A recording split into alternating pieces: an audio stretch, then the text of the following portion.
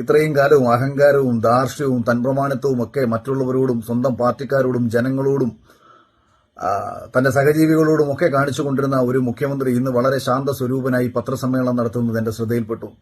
സത്യത്തിൽ അത് കണ്ടപ്പോൾ വളരെ വിഷമം തോന്നി. കാര്യം അദ്ദേഹം അതിൽ പ്രധാനമായിട്ടും പറയുന്നത് മുഖ്യമന്ത്രിയുടെ ദുരിതാശ്വാസ നിധിയിലേക്ക് പണം വരുന്നത് തടയാൻ വേണ്ടിയിട്ട് കേരളത്തിലെ കുറച്ച് ഗൂഢശക്തികൾ ഇതിനെ തുരങ്കം വെച്ചുകൊണ്ടിരിക്കുകയാണെന്ന് അദ്ദേഹം വലിയ വിഷമത്തോടുകൂടി പറയുന്നത് ഞാൻ കേട്ടു. അപ്പൊ എനിക്ക് തോന്നിയ ഒരു കാര്യം എന്ന് പറയുന്നത്, പ്രിയപ്പെട്ട മുഖ്യമന്ത്രി, അങ്ങയുടെ ദുരിതാശ്വാസ നിധിയിലേക്ക് പണം വരുന്നത് ഞങ്ങൾ ആരും തടയാൻ ശ്രമിച്ചിട്ടില്ല. വ്യക്തിപരമായിട്ട് ഞങ്ങളാൽ കഴിയാവുന്ന സഹായം വയനാടിന്റെ ജനതയ്ക്ക് ചെയ്യാൻ ഞങ്ങൾ ആഗ്രഹിച്ചത് ഇന്നലകളിൽ നിങ്ങളുടെ അക്കൗണ്ടിലേക്ക് വന്ന പണത്തിന്റെ സുതാര്യത എവിടെ, കണക്കുകൾ എവിടെ എന്നുള്ള ഞങ്ങളുടെ ചോദ്യങ്ങൾക്ക് നിങ്ങൾ ഉത്തരം നൽകാതിരുന്നതുകൊണ്ടാണ്. വെബ്സൈറ്റിൽ വിവരങ്ങൾ ലഭ്യമാണ് എന്ന് പല അന്തംഗമ്മി സൈബർ ഗ്രൂപ്പുകളിൽ നിന്ന് പറയുമ്പോഴും വിവരാവകാശ രേഖകൾ പ്രകാരം ഇതിന്റെ കണക്കുകൾ 10 രൂപ ചോദിച്ചാൽ കിട്ടുമെന്ന് ഇവരന്മാർ പറയുമ്പോഴും ഇതൊന്നും ലഭ്യമല്ല എന്നുള്ള പച്ച പരമാർത്ഥം മുഖ്യമന്ത്രിയുടെ ഓഫീസിനും അല്ലെന്നുണ്ടെങ്കിൽ ഇതുമായി ബന്ധപ്പെട്ടുള്ളവർക്കും അറിയാമെന്നിരിക്കെ, അല്ലെങ്കിൽ ഇതിനുവേണ്ടി അപേക്ഷിച്ചവർക്ക് ഇതൊന്നും കിട്ടിയിട്ടില്ല എന്ന് അറിയാമെന്നിരിക്കെ, വെബ്സൈറ്റിലെ വിവരങ്ങൾ പരിശോധിച്ച് അതിൽ വെബ്സൈറ്റിലെ വിവരങ്ങൾ പ്രകാരം KSFക്ക് 81 കോടി രൂപ നൽകിയത് എന്തിനാണ് എന്നൊരു ചോദ്യം, എന്റെ സംശയം ഞാൻ പങ്കുവയ്ക്കുകയുണ്ടായി. എന്തായാലും മുഖ്യമന്ത്രി അതിനൊരു മറുപടി പറഞ്ഞേക്കുന്നു. അത് 47,000 കുട്ടികൾക്ക് പഠിക്കാൻ വേണ്ടി കൊടുത്തതാണെന്ന് പറയുന്നു. ഇനി ഈ 47,000 കുട്ടികൾ എവിടെ, ഏതൊക്കെ, ആരുടെയൊക്കെ പഞ്ചായത്ത് അടിസ്ഥാനത്തിൽ അതിന്റെ കണക്കുകൾ കൂടി പബ്ലിഷ് ചെയ്യണം. അപ്പോഴേ ഞങ്ങൾക്ക് അറിയാൻ കഴിയൂ അത് പാർട്ടിക്കാരുടെ മക്കൾക്ക് മാത്രമാണോ അതോ അർഹതപ്പെട്ടവർക്കാണോ എന്നതുകൂടി അറിയാനുള്ള അവകാശം കേരളത്തിലെ ജനങ്ങൾക്കുണ്ട്. പക്ഷെ എന്നിരുന്നാലും സോഷ്യൽ മീഡിയയിൽ ഉയർന്നു കേട്ട പ്രതിഷേധ സ്വരങ്ങൾക്ക് ഒരു മറുപടി നൽകാനുള്ള മാന്യത നിങ്ങൾ കാണിച്ചത് സ്വാഗതാർഹമാണ്. അത് അംഗീകരിക്കപ്പെടുന്ന ഒരു കാര്യമാണ്.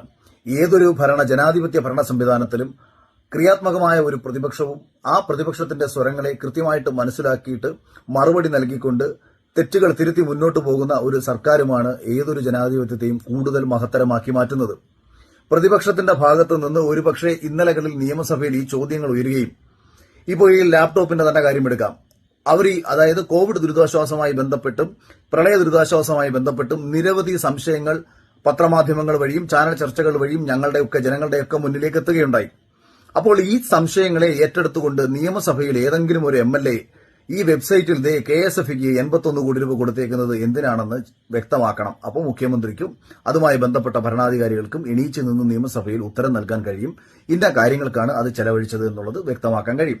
അതുപോലെ സഹകരണ മേഖലയിൽ കടം വീട്ടാൻ വേണ്ടിയിട്ട് കൊടുത്ത തുക എന്തൊക്കെയാണ്, ആർക്കൊക്കെയാണ്, പഞ്ചായത്ത് അടിസ്ഥാനത്തിൽ എന്തുകൊണ്ട് അതിന്റെ കണക്കുകൾ പബ്ലിഷ് ചെയ്യുന്നില്ല, ജനങ്ങളുടെ മുന്നിലേക്ക് എന്തുകൊണ്ട് ഇതിന്റെ കൃത്യമായ കണക്കുകൾ എത്തിക്കുന്നില്ല എന്ന ചോദ്യം നിയമസഭയിൽ ഏതെങ്കിലും ഒരു പ്രതിപക്ഷ MLAമാർ ചോദിച്ചിരുന്നെങ്കിൽ ഇന്ന് വയനാട്ടിൽ ഈ പ്രശ്നമുണ്ടാകുന്ന സമയത്ത് ഒരാൾക്ക് പോലും യാതൊരു സംശയങ്ങളും ഉണ്ടാവില്ലായിരുന്നു. അപ്പോൾ പ്രതിപക്ഷത്തിന്റെ ഭാഗത്തു നിന്ന് ക്രിയാത്മകമായ രീതിയിൽ ഒരു വിമർശനം ഉയരാതിരിക്കുകയും അത്തരമൊരു വിമർശനം സോഷ്യൽ മീഡിയയിൽ നിന്ന് പുതുതലമുറ ഏറ്റെടുക്കുകയും ചെയ്തപ്പോൾ അതിന് മറുപടി പറയാൻ മുഖ്യമന്ത്രി കാണിച്ച ഒരു തീരുമാനത്തെ സ്വാഗതം ചെയ്തുകൊണ്ടും മുഖ്യമന്ത്രിയുടെ ദുരിതാശ്വാസ നിധിയിലേക്ക് തുരങ്കം വെക്കാൻ ആഗ്രഹിക്കുന്നില്ല എന്ന് മാത്രവുമല്ല, അങ്ങ് കണക്കുകൾ പൂർണ്ണമായും പബ്ലിഷ് ചെയ്താൽ വീട് വെച്ച് കൊടുക്കാമെന്ന് പറഞ്ഞ പൂർണ്ണമായിട്ടുമുള്ള തുക അങ്ങേക്ക് നൽകാമെന്ന്, മുഖ്യമന്ത്രിയുടെ ദുരിതാശ്വാസ നിധിയിലേക്ക് തന്നെ നൽകാമെന്ന് ഞാൻ ആദ്യം തന്നെ വ്യക്തമാക്കിയ കാര്യവുമാണ്. എന്റെ എല്ലാ പോസ്റ്റുകളിലും ഞാനത് ആവർത്തിച്ച് അന്തംഗമ്മികളായിട്ടുള്ള സൈബർ സഖാക്കളോട് ഞാൻ ഈ കമ്മ്യൂണിസ്റ്റുകാരെന്ന് പറയാത്തതിന്റെ കാര്യം, ഇവരാരും ഇതിനകത്ത് പ്രതികരിക്കാറില്ല. അവർക്ക് ബോധമുണ്ടായതുകൊണ്ടാണ്. ഒരല്പം ബോധമുള്ള കമ്മ്യൂണിസ്റ്റുകാർക്ക് ഞാൻ ഉന്നയിക്കുന്ന വിഷയങ്ങൾ മനസ്സിലാവുന്നതുകൊണ്ട് അവരാരും തന്നെ വന്നിരുന്നിട്ട് വായിട്ടലയ്ക്കാൻ വരത്തില്ല.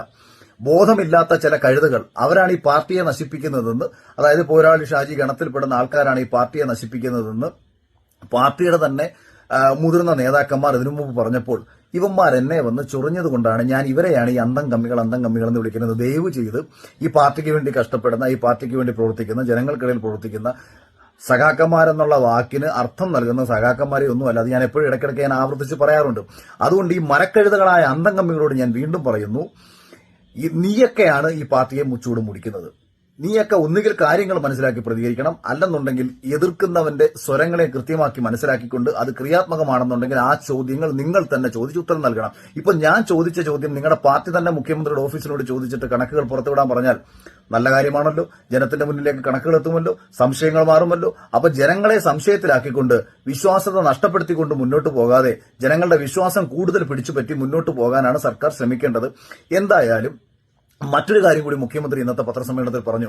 അതായത് 2016 മുതൽ 2019 വരെയുള്ള ഓഡിറ്റ് റിപ്പോർട്ട്, പ്രളയ ദുരിതാശ്വാസവുമായി ബന്ധപ്പെട്ട ഓഡിറ്റ് റിപ്പോർട്ടുകൾ പൂർത്തിയായിട്ടുണ്ടെന്നും അതിന്റെ കണക്കുകൾ അതായത് ജനങ്ങൾക്കിടയിൽ ലഭ്യമാക്കത്തക്ക രീതിയിലുള്ള കാര്യങ്ങൾ ചെയ്യുന്നുവെന്നും ഇന്നത്തെ പത്രസമ്മേളനത്തിൽ അദ്ദേഹം വ്യക്തമാക്കി. അപ്പം ഞാൻ ഉന്നയിച്ച രണ്ട് കാര്യങ്ങൾക്കും, ഞാനെന്ന് പറയുന്നത് ഞാനല്ല കേട്ടോ, കേരളത്തിലെ ജനങ്ങൾ ഉന്നയിച്ച വിഷയങ്ങൾക്ക് അതിൽ തന്നെ കണക്കുകളിൽ ഇനി നമുക്ക് അറിയേണ്ടത് ഈ കണക്കുകൾ ആർക്കൊക്കെ എവിടൊക്കെ കിട്ടി എന്നുള്ള കാര്യങ്ങളാണ് നമുക്ക് അറിയേണ്ടത്.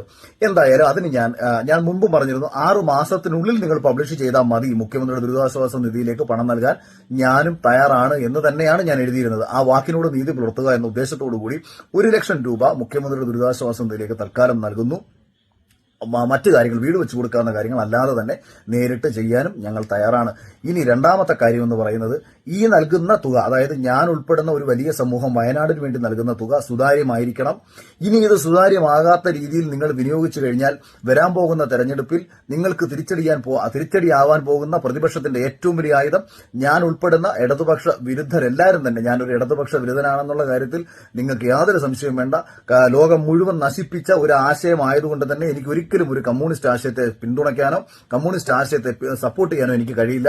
ഏതെല്ലാം രാജ്യങ്ങളിൽ ഈ ആശയം തുടങ്ങിയിട്ടുണ്ടോ ആ രാജ്യങ്ങളെയും ആ രാജ്യത്തെ ജനതയും മൊത്തത്തിൽ നശിപ്പിച്ച ഒരു പൊളിറ്റിക്കൽ ആശയമായതുകൊണ്ട് തന്നെ ഞാൻ പൂർണ്ണമായും ഒരു കമ്മ്യൂണിസ്റ്റ് വിരുദ്ധൻ തന്നെയാണ്. എന്റെ രാഷ്ട്രീയം എന്താണെന്ന് ചോദിച്ചാൽ ഞാനൊരു കമ്മ്യൂണിസ്റ്റ് വിരുദ്ധൻ തന്നെയാണ്. ഇതാണ് എന്റെ രാഷ്ട്രീയം.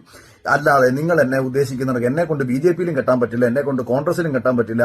ഇനി ഞാനിത് പറയുന്നത് തെരഞ്ഞെടുപ്പിന് വേണ്ടിയിട്ടാണെന്നുണ്ടെങ്കിൽ ഈ രാജ്യത്ത് സ്വതന്ത്രമായി മത്സരിക്കാനുള്ള ഒരു അവകാശമുണ്ട് എന്നിരിക്കെ തൽക്കാലം ഇവരുടെ അടുത്തേക്കൊന്നും പോകേണ്ട കാര്യം എനിക്കില്ല എന്ന് ഞാൻ ഈ കൂട്ടത്തിൽ ഇതും കൂടി ഒന്ന് പറഞ്ഞുകൊണ്ട് മുഖ്യമന്ത്രിയുടെ ദുരിതാശ്വാസ നിധിയിലേക്ക് സന്തോഷപൂർവ്വം 1 ലക്ഷം രൂപ നൽകുകയാണ്. അതിനുള്ള പ്രധാനപ്പെട്ട കാരണം ഉന്നയിക്കപ്പെട്ട വിഷയത്തിന് 2 മറുപടികൾ ഇന്നത്തെ പത്രസമ്മേളനത്തിൽ ലഭിച്ചു എന്നതാണ് അതിനുള്ള കാരണമെന്ന് അറിയിച്ചുകൊണ്ട് ഇനിയും പാർട്ടിയെ നശിപ്പിക്കുന്ന അന്തംഗമി സഖാക്കന്മാർക്ക് വീണ്ടും വന്നിരുന്നു കമന്റ് ഇടാം.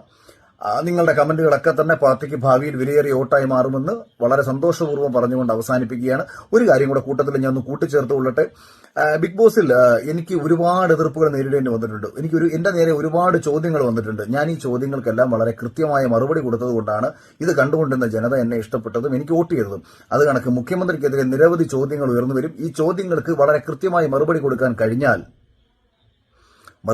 കഴിഞ്ഞാൽ തീർച്ചയായും നിങ്ങൾക്ക് തന്നെ വിജയിക്കാൻ കഴിയുമെന്നുള്ള ശുഭപ്രതീക്ഷയോടെ മുന്നോട്ട് പോകൂ സഖാക്കന്മാരെ. Thank you.